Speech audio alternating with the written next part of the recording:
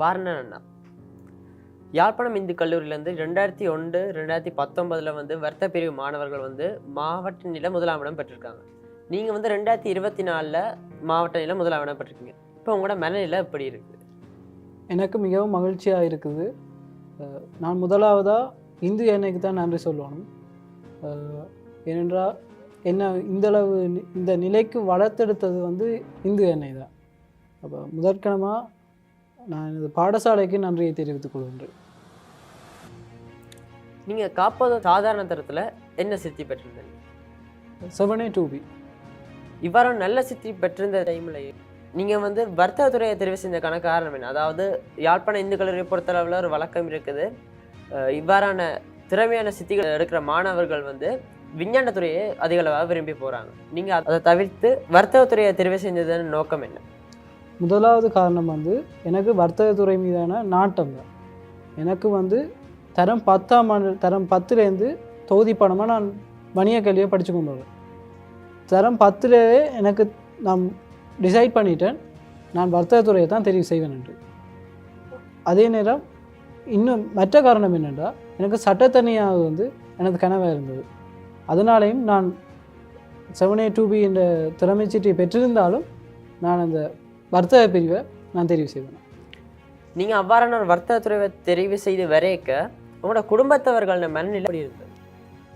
ஆரம்பத்தில் வந்து அதாவது காப்போத்த சாதாரண தர பரீட்சை முடிவடைந்த பின்னர் எனது குடும்பத்தினருக்கு சற்று குழப்பமான நிலை தான் காணப்பட்டது. ஏனென்றால் எந்த பெறுபேறு வந்து 7A2B. அப்போ எந்த பெறுபேரை கேட்குற எல்லாரும் உடனே கேட்பினோம், ஏன் அவரை வர்த்தகத்துறைக்கு அனுப்பினீங்க, கணித விஞ்ஞானத்துறைக்கு அனுப்பியிருக்கலாமேன்ட்டு. அப்போ எந்த குடும்பத்தினர் வந்து குழம்புவினோம். ஆனால் நான் உறுதியாக அனுப்பேன், நான் கட்டாயம் வர்த்தகத்துறை தான் படிப்பேன். ஏனென்றால் வர்த்தகத்துறையால் தான் நான் சாதிக்க முடியும், அதில் நான் ஷைன் பண்ண முடியும். அப்போ அதனால தான் நான் வர்த்தகத்துறையை தெரிவு செய்தேன். வீட்டு குடும்ப சூழ்நிலையோட நீங்கள் இப்படி தெரிவு செய்ததுக்கு பிறகு நீங்கள் உங்களோட நண்பர்கள் வட்டாரத்தை வந்து பிரிஞ்சிருப்பீங்க. அதாவது அதிகமான பேர் வந்து விஞ்ஞானத்துறைக்கு போயிருப்பாங்க. அவர்களுடைய நட்பு போனதுலேருந்தும் நீங்கள் அதை தவிர்த்து வர்த்தகத்துறையில் வேறு நண்பர்களோட சேர்ந்து படித்த விதத்தில் சொல்லுங்கள். எனக்கு உண்மையாக நான் அந்த வர்த்தகத்துறையை தெரிவு செய்ததில் வந்து ஒரே ஒரு கவலை என்னென்னா, இந்த நண்பர்கள் கன பேர் பிரிஞ்சது தான் என்ன.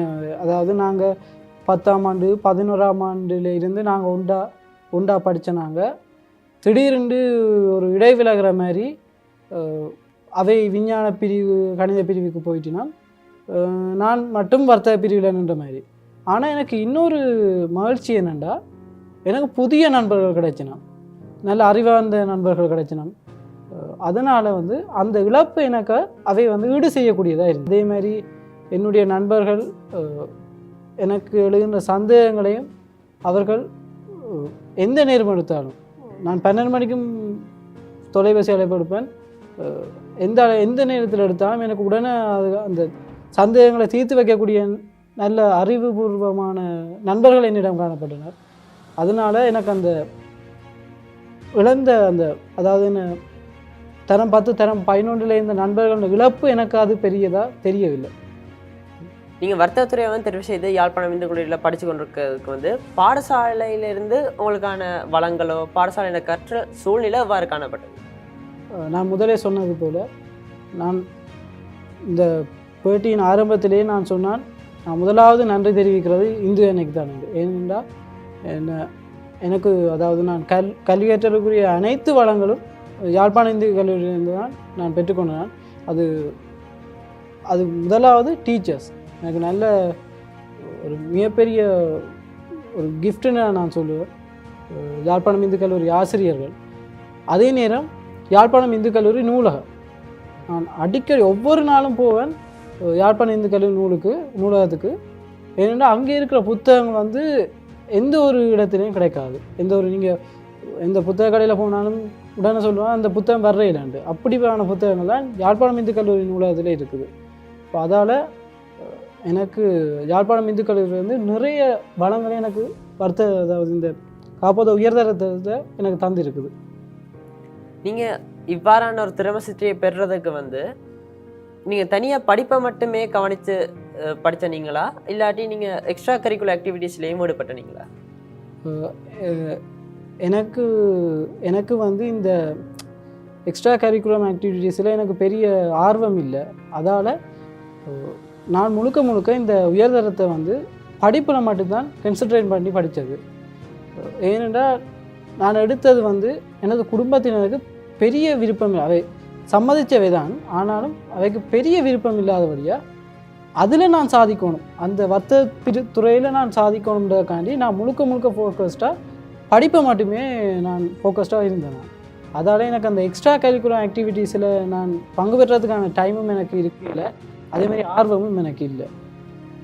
ஓகே, உங்களை போன்ற பல மாணவர்கள் இருப்பாங்க இப்படி வீட்டின சூழ்நிலை சரி வராதவர்களும், அதாவது பெற்றோர்கள் சம்மதிக்காத பாடங்களை தெரிவு செய்து அவங்க நினைக்கிற லட்சியத்தை அடைய ஒன்று படிக்கிறவங்க, இவங்கள மாதிரியான மாணவர்களுக்கு வந்து நீங்கள் என்ன ஒரு அறிவுரையை சொல்ல விரும்புகிறீங்க? நான் சொல்கிற அறிவுரை, உங்களுக்கு என்ன பாடம் நீங்கள் நல்லா செய்வீங்கன்னு எல்லாருக்கும் தெரியும். ஆனால் நாங்கள் வந்து ஒன்று பேரண்ட்ஸுன்ற, அதாவது பெற்றோரின்ற கட்டாயத்தாலையும் அல்லது நண்பர்கள் பிரிய போயினோம்ன்றதால நாங்கள் நண்பர்களோட படிப்போம்ன்றதுக்காகவும் நாங்கள் வேறு எங்களுக்கு சம்மந்தமில்லாத ஸ்ட்ரீம்களை நாங்கள் தெரிவு செய்கிறது. ஆனால் நீங்கள் விளங்கி கொள்ளணும், உங்களுக்கு எது நல்லா வருதோ அந்த ஸ்ட்ரீமில் தான் நீங்கள் சாதிக்கணும். அதில் நீங்கள் தொடர்ந்து கடின உழைப்பை செய்யுங்க, கடுமையான முயற்சி செய்து கொண்டிருக்கு, நீங்கள் அதில் கட்டாயம் வெற்றி அடைவீங்க. நீங்கள் வந்து சட்டத்துறையில் போய் ஒரு சட்டத்தனியாக வரணும்னு ஆசைப்படுறீங்க. ஆனால் அதே வகையில் வர்த்தகத்துறையில் ஈடுபடுறவங்க வந்து தனியாக ஒரு நிறுவனம் செஞ்சால் அந்த நிறுவனத்தின் முகாமையாளராகவோ அல்லது சீஃப் எக்ஸிக்யூட்டிவ் ஆஃபீஸராகவோ இருக்க ஆசைப்படுவீங்க.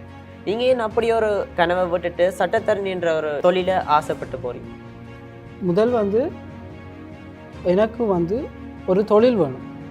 அதாவது நான் முதல் பல்கலைக்கழகத்துக்கு போய் ஏதாவது ஒரு பட்டம் எடுத்து அந்த தொழில் செய்யணும்.